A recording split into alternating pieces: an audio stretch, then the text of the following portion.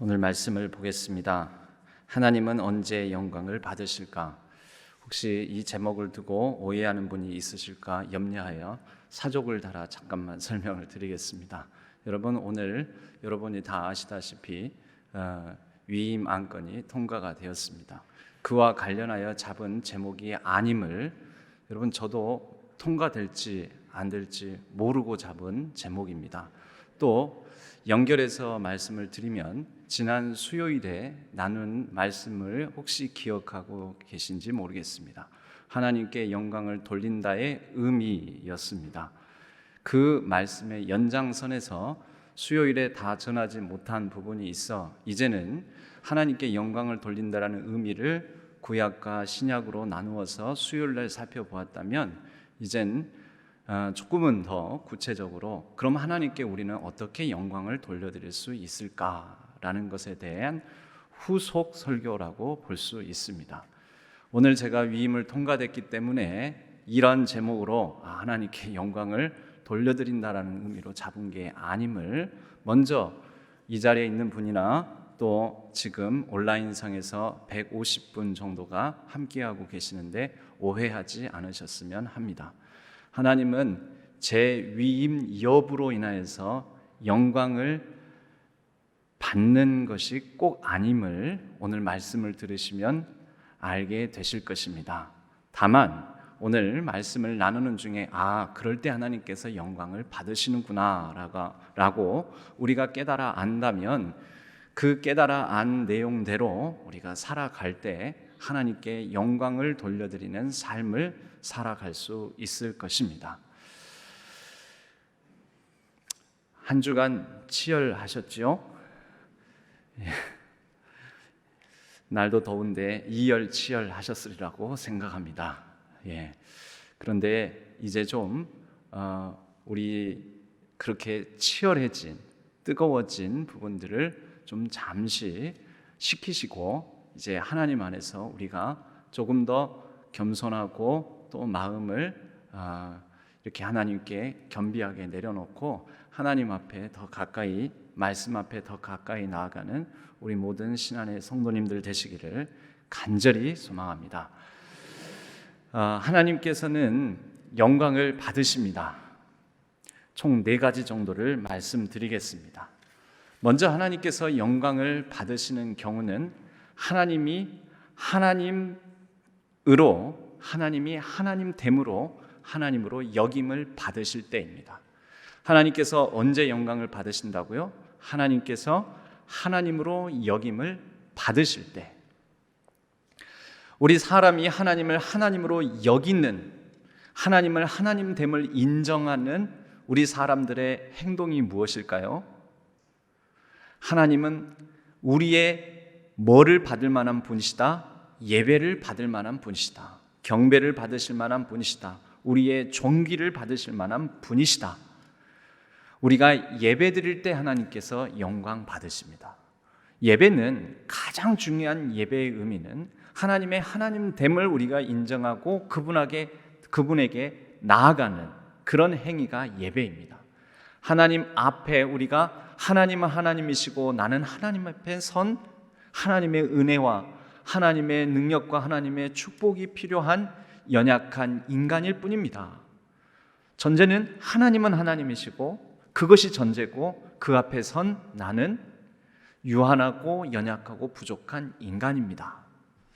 이렇게 연약하고 부족한 인간이지만 나의 경배를 받기에 하나님은 합당하신 분이십니다. 그럴 만한 가치가 있는 분이십니다. 그래서 그럴 만한 가치 있는이라는 영어 단어 worth라는 영어 단어를 써서 예배를 경배를 worship이라는 단어로 우리가 사용합니다. worship 많이 들어보셨죠? 우리가 이렇게 몸 찬양하고 하는 것이 또는 앞에서 이렇게 찬양팀이 찬양하는 것이 worship이 아니라 사실은 예배, 경배가 바로 worship이라는 단어입니다. 앞에서 이렇게 율동하는 게 worship, 그게 worship이 아니에요. 그러니까 그것만으로 제한하시면 안 돼요. 지금 우리가 함께 모여서 하나님은 하나님 되십니다라고 인정하고 그분 앞에 서는 모든 일체의 행위가 worship, 하나님은 그럴 만한 분이십니다.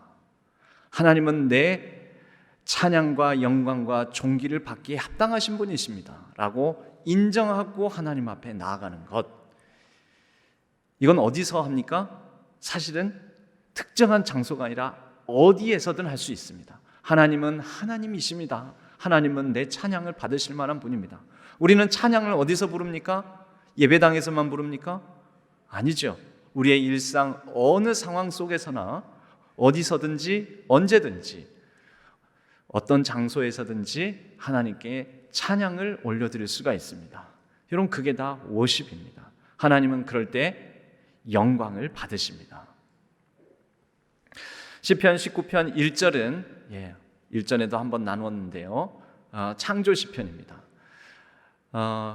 이제 여러분은 좀 잘 보일지 모르겠는데 이렇게 작게 쓰니까 제가 안 보이네요. 제 유인물을 보겠습니다. 하늘이 하나님의 영광을 선포하고 궁창이 그의 손으로 하신 일을 나타내는도다. 여러분, 이것은 자연 시편이라고 그랬죠. 창조 시편이기도 하고요. 자연 만물 가운데 깃든 하나님의 신성과 하나님의 영원함, 하나님의 영광을 우리가 보고, 와, 하나님, 내가 자연 속에서 하나님을 만납니다. 하나님께서 이 들풀과 꽃과 또 저 푸른 하늘과 또 여러 자연 만물 현상을 통하여서 하나님을 발견합니다. 역시 하나님은 대단하십니다. 뭘 우리가 회복해야 된다고 했습니까? 감탄과 경의. 그 감탄과 경의 가운데 하나님을 인정함으로 하나님이 하셨습니다. 하나님이 이런 모든 만물을 지으셨습니다. 정말 놀라우신 분이십니다. 지금 뭘 하고 있는 걸까요? 예배 행위를 하고 있는 것입니다. 하나님이 이러한 일들을 하시다니요, 이런 바위와 이런 나무와 이런 꽃과 이런 생명을, 이렇게 온 자연 만물을 주관하시다니요, 역시 하나님은 대단하십니다. 그때 우리는 감탄과 경의를 통하여 하나님이 하나님 되심을 인정하는 것이죠. 그것이 넓은 의미에 있어서 예배가 된다는 것입니다. 그럴 때 하나님은 영광 받으십니다. 여러분, 또 우리가 언제 하나님이 하나님 되심을, 이 기쁨과 감격과 경의를 우리가 느끼고 하나님께 고백하게 됩니까? 네, 저는 아이를 갖지를 못했지만 그래도 제 조카나 또 제 이 주변에 아이들을 보면 그리고 부모 되신 분들은 아실 겁니다. 아이가 태어난 것을 보고 그 생명의 신비로운 가운데 어떤 마음이 듭니까? 자연스럽게 겸손함으로 하나님, 역시 하나님은 살아계십니다. 하나님이 이 생명을 주셨고 이 생명을 주관하시고 이 생명을 하나님께서 앞으로도 붙들어 주실 줄로 믿습니다.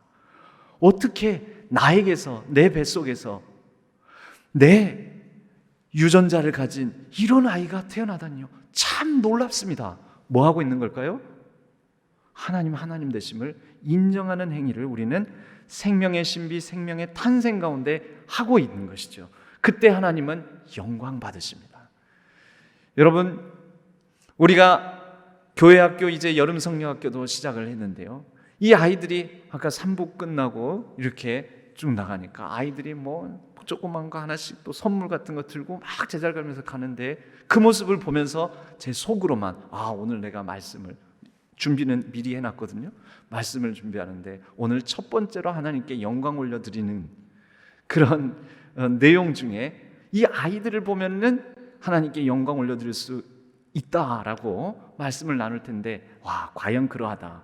이 얘네들 보니까 예쁘잖아요. 일단 조잘거리는, 제잘거리는 막 그러면서, 요즘은 제가 지난번에 그 어떤 한 친구한테 최모 목사님 딸 유리라고 있습니다. 난 누구라고 말 안 했습니다. 그런데 그 아이가 우리 교회에서 나를 제일 무시하는 사람 중에 한 명이라고 그랬잖아요. 요즘은 그 친구가 이제 악에 받쳐서 인사를 합니다. 목사님 안녕하세요! 그래서 이렇게 인사합니다. 근데 저는 그런 모습을 보면서도 뭘 느끼냐면은, 와, 하나님이 살아계시구나라는 걸 느낍니다. 그러면서 하나님 어찌하여 이런 아이들을 이렇게 만드시고 이렇게 자라게 하시고 이렇게 또 천진난만하고 제잘거리고 또 참 이런 모습들을 보여주시는지요. 하나님 정말 놀라우십니다. 뭐라는 걸까요? 하나님의 하나님 되심을 인정하고 있는 것이죠. 여러분, 우리는 일상 곳곳에서 하나님의 하나님 되심을 인정할 수가 있습니다. 자주 말씀드리지만 우리는 꽃과 나무 그리고 풀과 여러 생명들을 보면서 하나님을 인정할 수가 있습니다. 여러분, 제가 얼마 전에 어떤 분들 그가 식사를 후에 앞에 딱 나왔더니 수국이 피어 있는 거죠. 수국 잘 아시죠? 수국꽃. 수국꽃이 어디부터 꽃일까요? 잘 모르는 분들 많습니다. 수국꽃은 우리가 보는 그 탐스럽게 막 몽실몽실 있는 그 전체가 꽃이 아닙니다. 우리가 알고 있는 그 꽃이라고 여기는 것은 꽃잎입니다. 정확하게는 그 꽃잎, 이 제 손가락 한 마디 크기만큼 돼 있는 게 꽃잎이고요. 그 안에 쬐끄만 애들이 있습니다. 그 쬐끄만 애들이 진짜 꽃입니다. 이제 제 얘기를 근데 수국이 이제 다 질 때가 됐군요. 내년에 확인해 보시기 바랍니다. 그 쬐끄만 애들이 꽃이고 우리가 꽃으로 알고 있는 이 넓다란 잎사귀 있는 꽃받침이에요. 꽃받침. 제가 아까 꽃잎이라고 했군요. 꽃받침이에요. 꽃받침. 진짜 꽃은 그 안에 있는 쬐끄만 애들이에요. 그래서 제가 그걸 보고 와, 하나님 참 놀랍고 신비하시군요. 그 쬐끄만 꽃들은 그러면 왜 꽃받침을 그렇게 크게 키웠을까요? 코스모스 아시죠? 코스모스 할 때 걔가 나를 좋아한다, 싫어한다, 좋아한다, 싫어한다, 좋아한다, 싫어한다 이렇게 막 떼잖아요. 코스모스를. 그런데 그 코스모스 떼면 마지막에 남는 게 뭐만 남아요? 꽃받침만 남아요. 그 꽃잎을 받치는 애만 남죠. 그 바로 꽃받침이 우리가 수국의 꽃으로 알고 있는 겁니다. 수국은 워낙 꽃이 작고 볼품 없어서 안에 쬐끄맣게 있잖아요. 그래서 이 수국 입장에는 벌과 나비가 꼬여들어야 자신도 수정을 하고 번식을 할 수가 있는데 너무 꽃이 조그맣고 그러니까 벌과 나비가 모여들지를 않아요. 그래서 이 쬐끄만 애들이 나름대로 생존을 위해서 이 적응한 방식이 뭐냐면 그러면 이가 없으면 잇몸으로라도 내 꽃받침을 좀 더 화려한 색깔로 치장해서 크게 드러내야 되겠다. 그럼 그게 꽃인지 알고 왔다가 이 쬐끄만 꽃에 수정을 일으켜 주겠지. 그렇게 적응한 꽃이 수국입니다.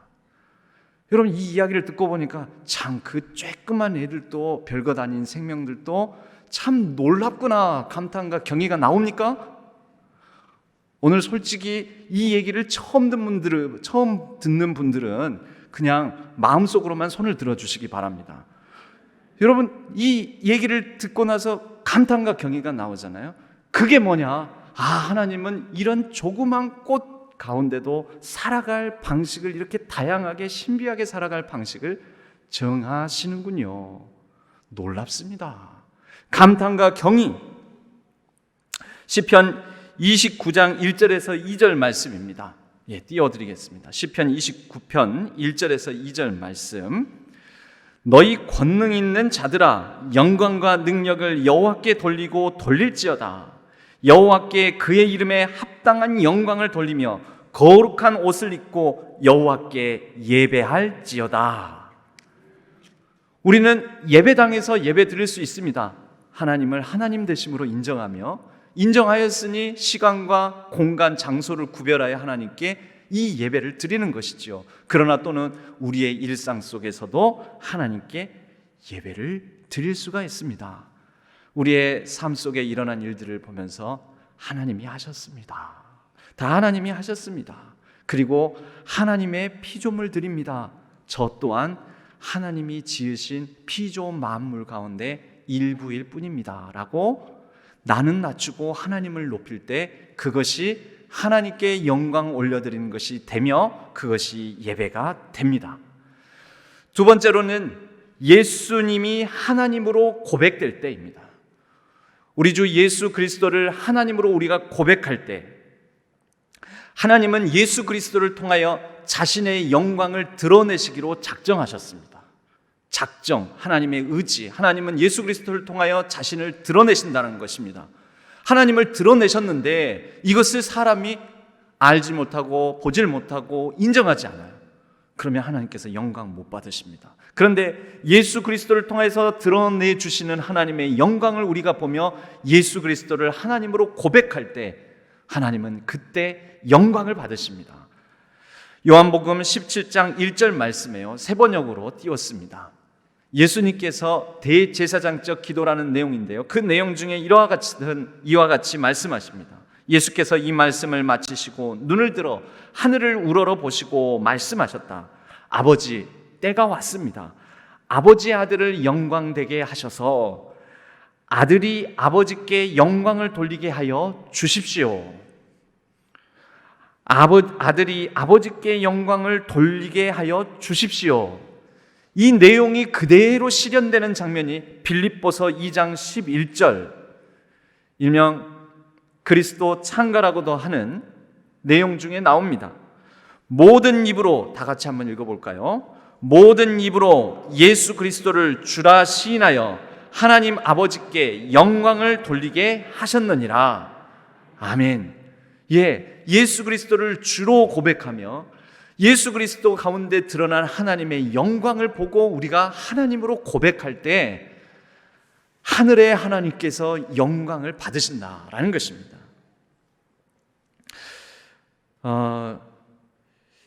세 번째로, 하나님의 백성이, 저와 여러분이죠, 하나님의 백성이 하나님을 드러낼 때입니다.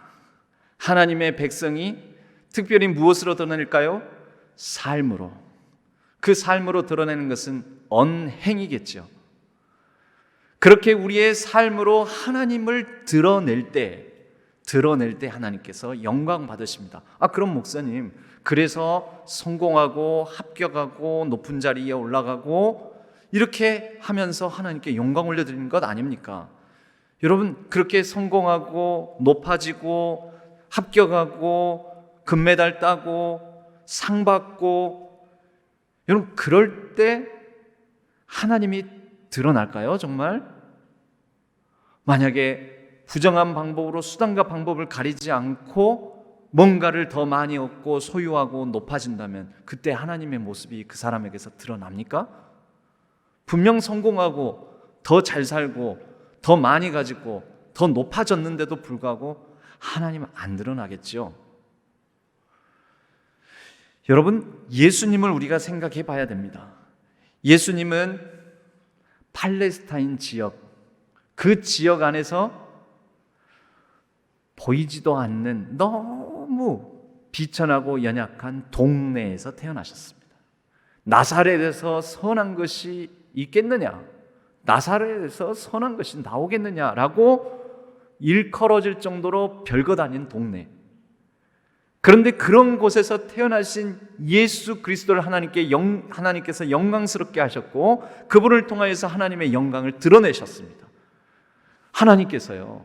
그럼 그게 무슨 또 한편으로 우리에게 주시는 계시일까요? 작고 연약하고 부족한 태생이요, 삶이요, 그런 연약한 우리들이다 할지라도 우리를 통해서도 하나님의 영광이 드러날 수 있다라는 의미입니다. 여러분, 그래서 우리가 예수 그리스도를 바라보자 할 때에는 단순히 우리를 위해서 죽으시고 십자가에 달려 우리를 위해 구원을 이루신 그분만을 바라보는 것이 아니라 또 좀 더 구체적으로는 가장 연약하고 볼품없고 작고 여러 가지로 비천한 가운데 태어나셨지만 일평생 동안 그 동네를 크게 벗어나지를 못했어요. 팔레스타인 지역을. 해외여행도 못 해보셨고 대단한 일을 이루시지도 않았어요. 그런 삶을 통해서도 하나님이 드러나신다는 겁니다. 하나님께서 그 영광과 존귀의 관을 예수 그리스도께 씌워주셨습니다. 우리를 통해서도 하나님의 영광이 드러나는 것은요, 여러분이 높아져서만, 잘나서만, 합격해서만, 성공해서만, 더 많은 소유물을 가져야만 하나님께 상을 받아야만 하나님께 영광 돌려드리는 게 아닙니다. 작고 연약하고 부족하고 볼품없을지라도 내게 주어진 상황과 환경 속에서 최선을 다해서 살아가는 그 모습, 우리 주님은 팔레스타인 지역에 정말 비천한 가운데 태어나셨지만 하나님이 주신 뜻을 이루기 위하여 최선을 다하셨습니다. 생명을 다하셨습니다. 그럴 때 하나님께서 영광 받으시는 겁니다. 우리 또한 마찬가지입니다. 잘나야지만 영광 돌려드리는 거 아니고요. 못났어도, 연약해도, 부족해도, 미련해도, 볼품없어도 우리의 삶을 최선을 다하여 하나님의 뜻을 좇아 하나님의 뜻을 분별하여 그것을 위하여서 전진할 때 최선을 다해서 살아내는 우리의 삶의 모습을 통하여 하나님께서 영광 받으신다라는 것입니다. 저와 여러분의 삶을 통하여 우리 하나님께서 영광 받으시기를 간절히 축복합니다.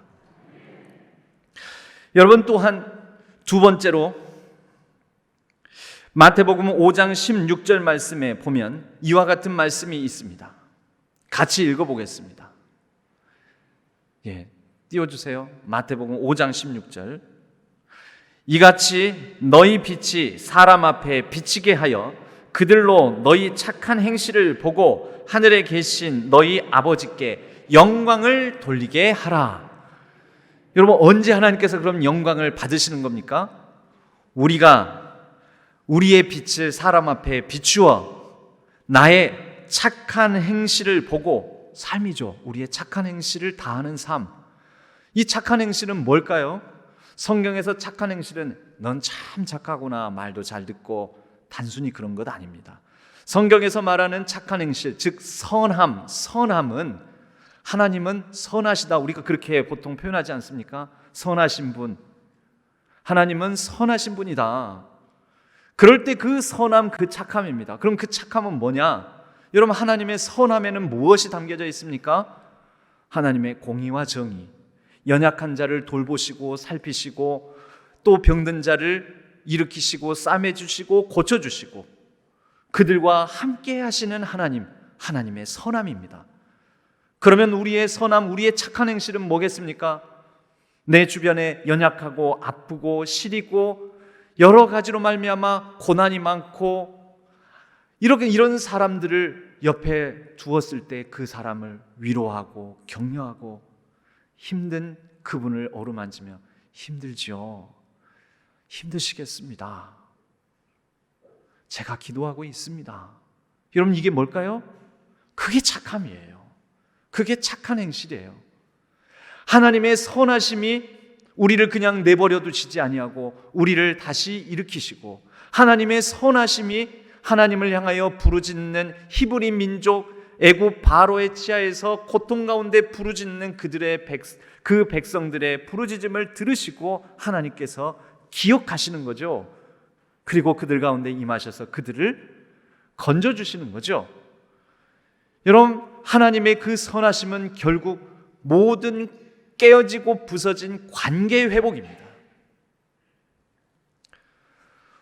우리 교회 착한 장로님, 착한 권사님, 착한 안수 집사님, 착한 모든 집사님들과 착한 성도님들, 어떤 분들이겠습니까? 우리 교회 안에서 깨어지고 어긋나고 부서지고 단절된 관계들을 회복시키시는 장로님, 권사님, 집사님, 모든 성도님들이, 그런 분들이 바로 착한 분들이십니다.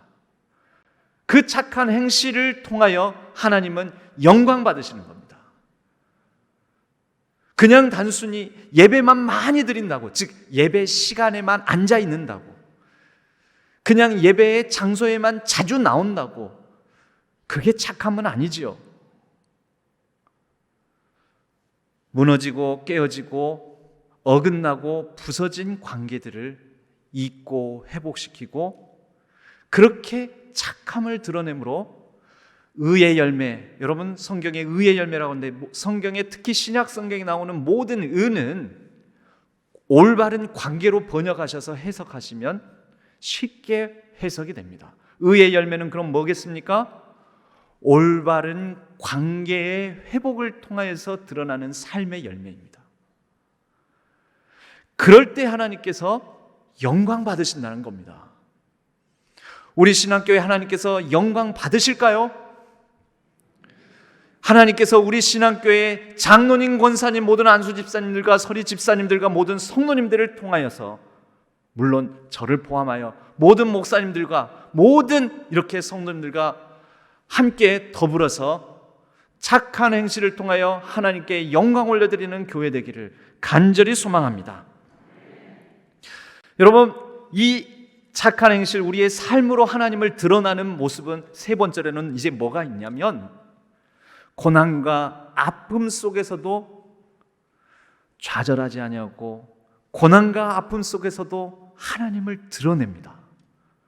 고난과 좌절에 매몰되지 아니하고 고난과 시련에 굴복하지 아니하고 나는 안 돼, 이제 끝났어, 이러지 아니하고 그 가운데에서 소망으로 인내하는 삶을 통해, 여러분, 그 삶을 통해 저 사람이 저렇게 힘들고 어렵고 아픈 상황 속에서도 어떻게 소망으로 인내하지? 나 같으면 못 견딜 텐데 어쩜 저 사람은 그러지? 딱 봤더니 하나님을 믿는 신앙으로 잘 견디고 버텨내는 거예요. 그럼 그 모습을 보고, 아, 하나님을 믿어서 저렇구나.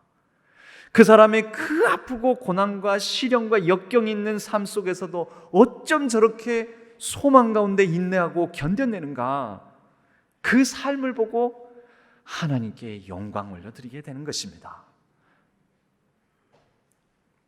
빌립보서 1장 11절 말씀입니다.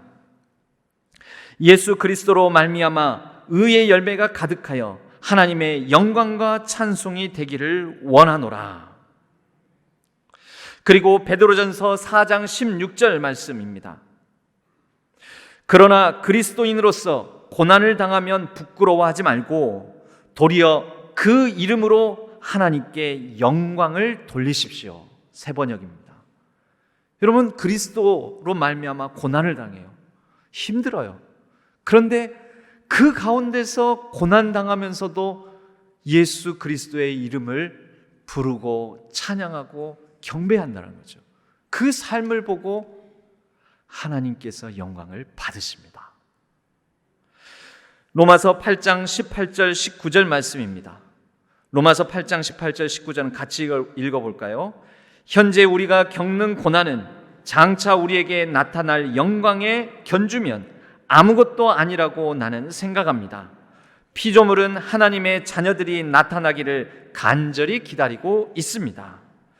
이 땅에서 우리가 불편하고 고난을 받고 그렇게 힘들게 살게 될지라도 예수 그리스도 그 이름 때문에, 하나님 때문에 내가 불이익을 당하더라도 낙심하지 아니하고 그 가운데 분연히 다시 나는 그래도 하나님을 믿음으로 주 예수 그리스도를 섬김으로 이 모든 상황을 넉넉히 견디겠습니다.